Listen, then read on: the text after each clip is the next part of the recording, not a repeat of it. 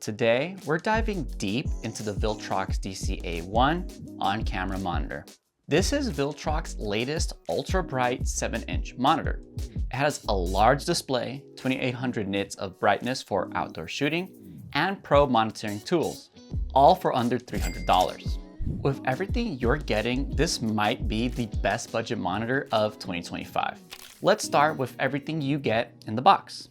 When you normally buy a monitor, all you're gonna get is the monitor. So you end up having to buy a case for it, a monitor mount, some batteries, and even the HDMI cable to connect to your camera.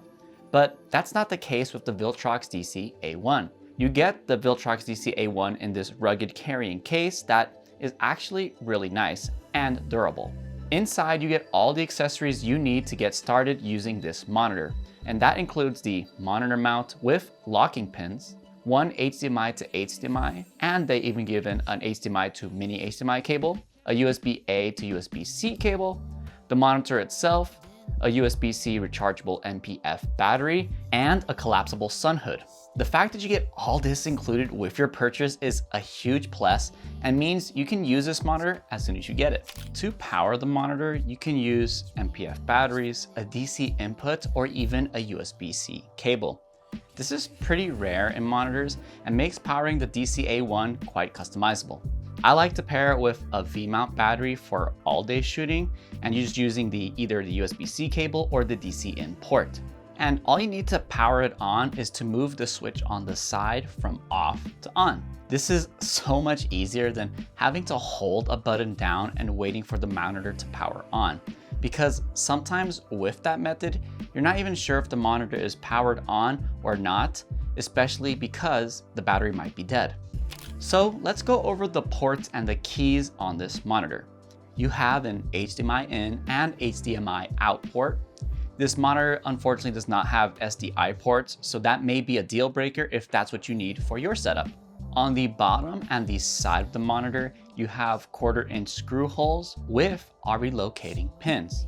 These two locations allow you to mount this for horizontal or vertical usage. When you use the provided monitor mount, it locks into place using one of those pins. This helps to keep the monitor from actually becoming loose by accident. On the top of the monitor, you have this USB port for importing LUTs and updating the firmware. Next to that, we have our function keys, F1 to F4, which you can assign to specific functions on the monitor, like false color, zebras, LUTs on and off, etc. You get a back button key for exiting out of the menu as well. And on the side, you have this control wheel for navigating the menu without needing to touch the screen. Last but not least, you have a port to plug your headphones into for monitoring audio. Before we get into the menu and features, I wanted to show off one of my favorite accessories they give you with the DC-A1, the sun hood. This sun hood helps reduce glare and makes it easier to actually view the monitor in really bright outdoor conditions. It snaps onto the body of the monitor really easily and uses this spring-loaded design for opening and closing. All you do is hit the button on the bottom here and lightly lift the sun hood and it will literally snap open. I love this design because it makes it super convenient for opening and closing. And the sun hood acts as a natural cover, protecting the screen from any scratches. My biggest concern though is that over time, the springs of the sun hood might wear out. But as of now, they work perfectly and make this monitor amazing for shooting outdoors. On that note, the biggest standout feature of this monitor is its brightness. With 2800 nits, you can use this without the sun hood in daylight and still see the image pretty clearly. For reference, my iPhone 15 Pro has 1000 nits max indoors and roughly 2000 nits max outdoors. Even with the 2000 nits in outdoors conditions, it's sometimes hard to see what I'm looking at on my iPhone. So that extra 800 nits on the DC-A1 helps make the monitor work for bright outdoor shoots. Of course, I think using this monitor with the sun hood would provide the best results. It makes it so much easier to see the monitor and you get rid of any potential glare. What I appreciated about the Viltrox DC-A1 is how easy it is to use. It is a touchscreen monitor, so you can adjust brightness by going up and down on the right half of the screen, And if you go up and down on the left half of the screen, you'll actually adjust the volume of your headphones. And if you want to zoom in, all you gotta simply do is actually pinch in or out. And if you double tap the screen, you'll open up the menu. With the menu open, you'll see you'll have 5 submenus.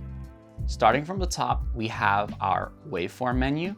Here we can add a volume bar, histogram in brightness or RGB, a vector scope, the RGB parade, and enable or disable our LUTs.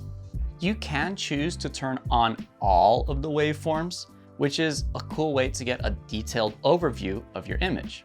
But I think it gets a little too crowded in this menu, and I personally didn't really use it too often. As for the LUTs, the monitor comes pre-installed with some LUTs, but they aren't very good, at least for Canon, and so I definitely recommend importing your own using the USB drive. The next menu is our monitoring menu. Here we have focus peaking, 2 different modes for false color. We have our zebras. We can even change the screen from gray, red, green, or blue. We also can control underscan or overscan, horizontal and vertical image flipping, and screen rotation. The third menu down is our mark and composition menu. Here we can change the color of our marker. You can set a grid and center point. I personally like this setting using the classic thirds overlay and having that center point to really get symmetrical compositions. You also can overlay an aspect ratio like 9:16, 2.35:1, and more. You can zoom in using preset values from 1 times to 10 times. And you can even de-squeeze your image for anamorphic lenses up to 2 times. Moving on, we have our image menu. This is where we can adjust our brightness, contrast, saturation, hue, sharpness, backlight, color temp, and RGB adjustments. I have found that the stock default presets worked pretty fine, and if anything, I sometimes like to change the color temperature based on the shooting scenario I was in. Finally, we have the settings menu. We can set our language, control our fan speed, adjust volume. We can change the transparency of the menu here as well, and customize our function keys to any functions we'd like. And finally, here's where you also update your firmware. To close the menu, you simply tap the screen once. If you don't want to be touching the monitor and leaving a bunch of fingerprints, you can use the control wheel on the side. Simply push the button to open up the menu, and scrolling with the wheel will allow you to navigate through the menu. Pushing the button again will go and select something in that menu. And then once you're done, you can actually head back using the back key on the top of the monitor. But I did find some issues with this monitor. Number 1, the fan noise. If you set this monitor to its brightest setting, the monitor will often go into the high-speed fan mode. In this mode, you can definitely pick up audio on your on-camera microphone. This hasn't been a huge issue for me and the content I shoot, but if you need a silent monitor for a silent shoot, then this can become an issue. Luckily, this monitor does allow you to manually control the fan setting if needed. But if you do so, the monitor can overheat and become damaged, so use it at your own discretion. The next issue is with its zebra setting. Unfortunately, the zebra setting only goes in values of 5%, so it's not quite as fine-tuned as I'd like. And it's unfortunate because I prefer using zebras to check my exposure, especially for skin tone. This isn't the end of the world either, but it's something you should be aware of. Another small nitpick I have is with the way it actually has to load its LUTs.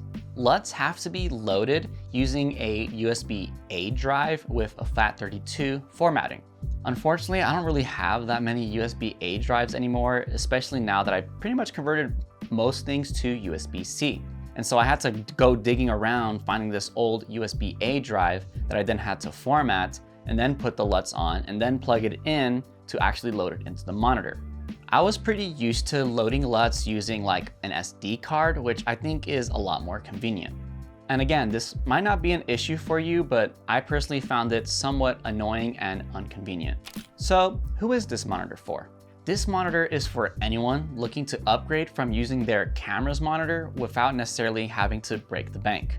Especially if you shoot outdoors, the 7-inch ultra bright screen makes it super easy to still view your image. And with all the pro features you get, you're able to level up your filmmaking with better composition, exposure, and the ability to preview the final image with your LUTs. But who do I think this monitor is not for?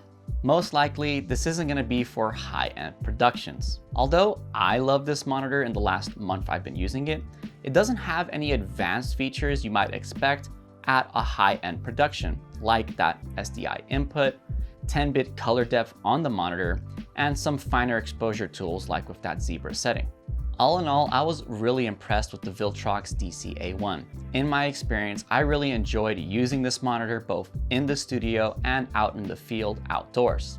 I definitely prefer larger monitors, so the 5-inch models aren't really my thing, but a 7-inch monitor like this makes it super easy and convenient for viewing no matter what situation you're in.